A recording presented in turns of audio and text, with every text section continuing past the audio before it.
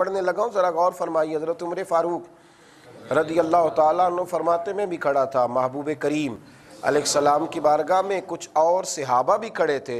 ایک جنازہ گزرا، جنازہ اٹھانے والوں نے انتقال کرنے والے کی تعریف کی تو حضور نے فرمایا واجبات، اس پر واجب ہو گئی۔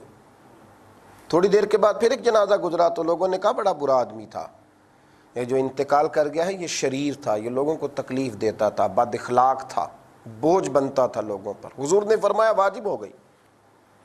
جناب عمر فاروق رضی اللہ تعالیٰ عنہ عرض کرنے لگے یا رسول اللہ صلی اللہ علیہ وسلم، جو اس نیک تھا اس پر بھی واجب ہو گئی، جسے لوگوں نے برا کہا اس پر بھی واجب ہو گئی، جس کی تعریف کی گئی اس پر بھی واجب ہو گئی، جس کے بارے میں لوگوں نے جملے صحیح نہ کہے اس پر بھی واجب ہو گئی، تو کیا واجب ہو گئی؟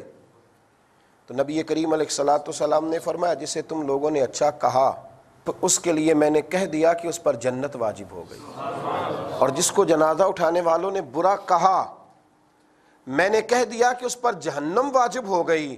ایک جملہ کہا یہاں میرے نبی کریم علیہ الصلوۃ والسلام نے، ایک جملہ کہا، فرمایا انتم شہداء اللہ فی الارض، مومنو تم زمین پر اپنے رب کے گواہ ہو، تم اللہ کے گواہ ہو، اللہ کے گواہ۔ یار کمال بات ہے کہ میں اور آپ وہ لوگ ہیں کہ جن کی گواہیوں پر رب فیصلے فرماتا ہے، جن کی گواہیوں پر رب فیصلے فرماتا ہے۔